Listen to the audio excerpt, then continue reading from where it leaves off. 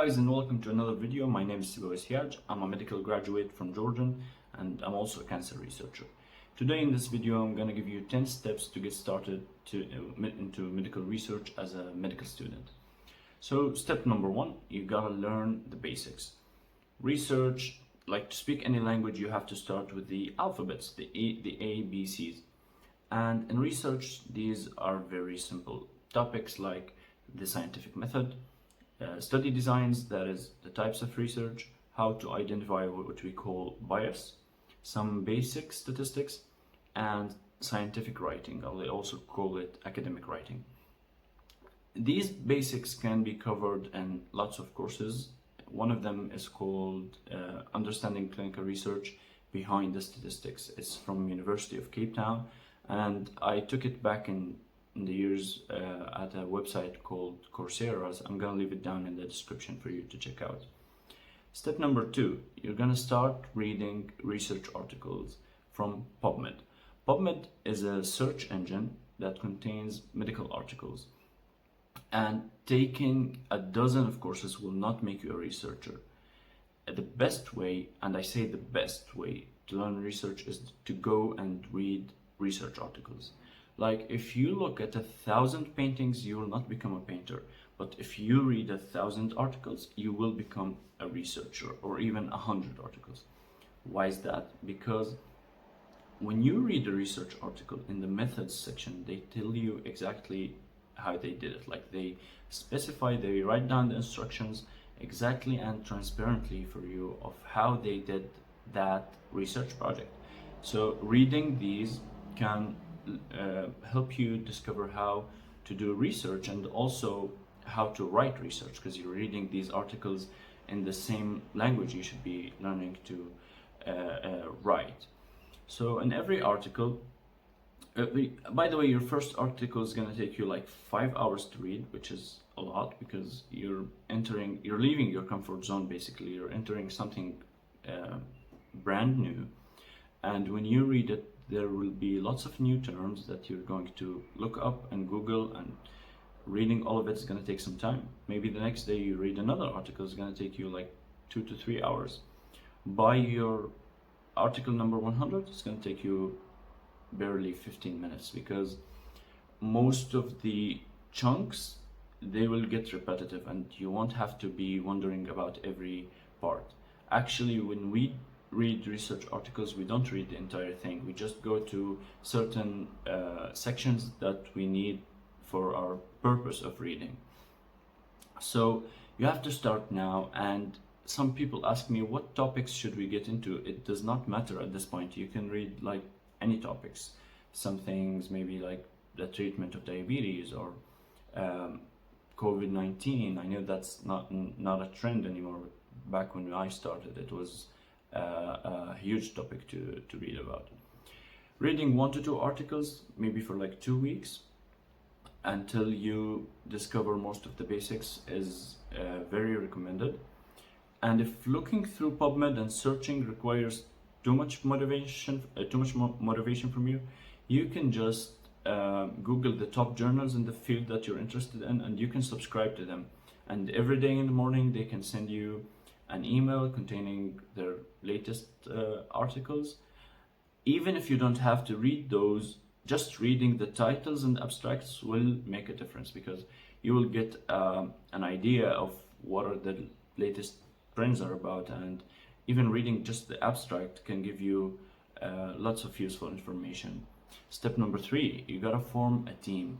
So doing research alone is very hard, especially it's almost impossible. Even for a skilled person, it is possible, but I can say it takes lots of time. So research is not just writing an article, it's a multi-step process requiring different tasks, and these are better done more efficiently if they were divided between multiple researchers.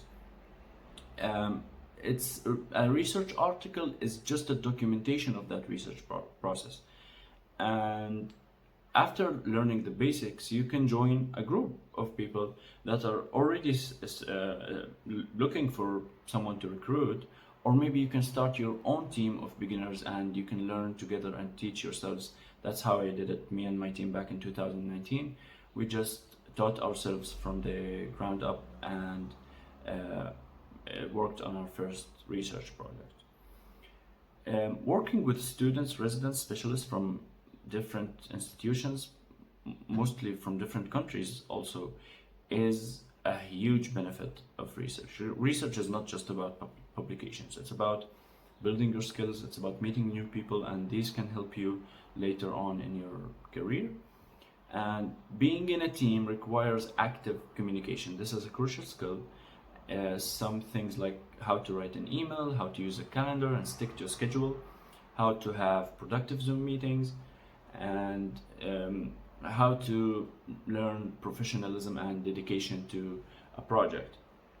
These are all good skills, and from my perspective, maybe that's why getting into the residency match requires you to have some research projects. Maybe they are looking at these skills, and being a good researcher guarantees that you have a set of these skills. Step number 4, finding an idea. This is a big topic, probably discussed more in a later video, but I'm just gonna say there's a misconception that you have to be some mad scientist sitting at night when like an idea pops up in your head and you make this a huge discovery in medicine. This is not true. Research in the medical field is not just done by a few people. It's done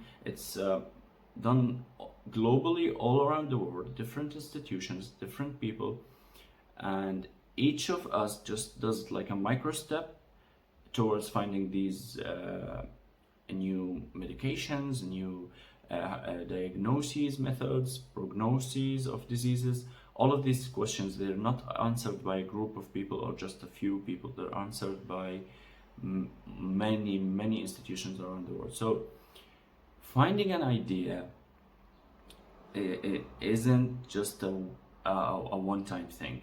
What I mean by this, so all of us collaborate into something that is called the literature. The literature means all the research articles, all of them from around the world, published on a specific topic. And magically enough, all of these can be found on PubMed. You can scroll, you can read any research input that has been done around the world. And this is magnificent when I first found out. So it's not just like a book. When an author publishes a book, it's in a certain language, it's sold in certain places, it has certain ideas, and it's for certain people. Research is not like this. Everyone can publish and everyone can read. So you find ideas by reading, because in these articles they tell you the points or the questions that we have not answered yet, or we don't know the answer to. And these, we call them the gaps. By reading multiple research papers, you can find and generate ideas based on these gaps. Talking about this, as I said, will require another video. Step number 5, finding a supervisor. It can be a doctor, it can be a senior, more experienced student in research, and they should be someone who is active in research. A good doctor, a good teacher, a good clinician is not necessarily a good researcher. You have to look into their Google Scholar account, and they shouldn't be like an obsolete researcher who has stopped a long time ago. They should be someone active, someone who publishes at least, you can say, 4 to 6 articles per year. I'm gonna give you a warning here. Do not depend on your supervisor to finish your research project for you. Unfortunately, and in many countries, such as the country that I come from, you have to lead every step. Especially if you're the initiator person, you have to lead every step, even though there's a supervisor. I've heard lots of stories about students who have started in research projects and they just stopped because their supervisor got busy. Doctors are busy, especially clinicians, and do not rely on your supervisor to teach you how to do research. They are so busy to do that. You should learn on your own and just keep the supervisor for maybe repolishing the idea, modifying and tweaking ideas. getting supervision on some of the major steps, and revising your article at the very end. Teaching yourself research could be done on Google, YouTube, and not from the doctor. It's cool to work with a neurologist if you're interested in neurology, but for your first project, I would suggest just working in any field, in any project. Just hold on to any chance that you've got until you build the skill set and find your proper mentor to share this research journey with you. Step number 6, actually do the paper. And what I mean by this is start execution. You've got the team, you've got the idea, you've got the doctor, and you got like an action plan by dividing all these tasks across your teammates. And some people should be doing data collection, some people should be doing analysis, some people should be reading into the literature and start writing the manuscript.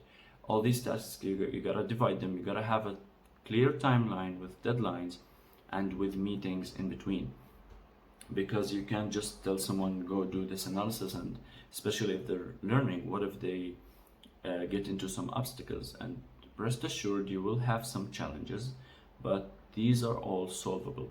We have a community Facebook group that you can join. I'm gonna link it down in the description. It's called RQ's Community. It's full of researchers who would love to help in case of you've got any questions that you would like to inquire about. This step, the execution, you have to have some patience and some enough reading, but every challenge or problem is solvable, and don't be afraid to ask for help. Step number 7, write the paper. After you've done data collection, analysis, you've generated your tables and your figures, you've done maybe your research experiment, although in clinical research we don't do experiments usually unless in clinical trials. You gotta start writing the paper. Writing is a crucial skill in research, and what I mean by this is not just any writing, it's what we call academic writing, and you can learn this. There are some courses for it. I'm also gonna leave one down below. It's on Coursera. It's called Writing in the Sciences, brought to you by Stanford University. Now, a good tip, although there are a lot of tips about writing, but a good tip would be don't polish everything so perfectly, because if you write like a paragraph and you work so much on it, maybe the supervisor will see it later and tell you, you have to remove this paragraph, it's not needed. And this would take time, and it's kind of a perfectionist problem, I would say, just putting too much effort in how the sentences are said. Do not do that when you write research. Just do what we call a draft. A draft is like a manuscript paper. It's a research paper where everything is written, all the ideas are there, but it looks ugly. When we don't need it to look pretty at the beginning, we just need it to be complete, to be finished, to have all the ideas and all the elements in it. And then afterwards we're going to get to proofreading and improving on the writing. Step number 8, critical revision. After you've finished your first research project, you have to recheck all the steps, and you have to read thoroughly all the steps that your other teammates have done. This is where the supervisor comes in, because it's easier for them, rather than to do like crude research steps, it's easier for them to read the entire paper and tell you gotta fix this and that. So don't rush into this step. I know a lot of people that they start into their research and they are so rushing to get it published, and I would say no, spend some time and effort to make your article even better so it can get published somewhere good, or maybe with less mistakes and less reviewer comments to take care of. Step number 9, publish your article. So every article has a suitable journal for it. If your article is good, there's a good journal waiting for it. If your article is 50-50, there's another good 50-50 journal waiting for it. So any article can be published. It's just a matter of where to publish it. You can find these journals through different websites. One of them is called Scopus. You can find it down in the description box. And this is the part you have to get onto the journal's website, read their articles, and try to find similar articles to yours. Because every journal has what we call a scope. A scope is that the range of topics that they're interested at. Also, this scope can change from time to time. So maybe in July they were interested in a certain topic, and right now in August their interests have changed to something else. So you gotta follow on that. Not all journals require fees. Some are open access. These are the ones that you should pay, and others are what we call a closed access journals, and it's totally okay to publish in these journals. Might be a bit harder, but it's fine. Step number 10, repeat this entire process. So congratulations, you've made it, you've published your first research project, and I would say when you submit it to that journal, don't just hold until it's completely published until you start the next project. In fact, you gotta start immediately, and I would personally advise that you start maybe like 2 to 3 projects simultaneously, at least 3, because research, as we said, is a multi-step process. Maybe in one of the projects, data collection could take up to months. In this time, you can use that time, instead of wasting it, into writing another research paper, which could be like a literature review. So you can start with them simultaneously and do like a good schedule with arranging your like time management with your medical schools, your exams and everything. But don't wait until you're completely free. Start now, because research takes lots of time. It takes months to years to publish papers. Yeah, you gotta start immediately and use the time available.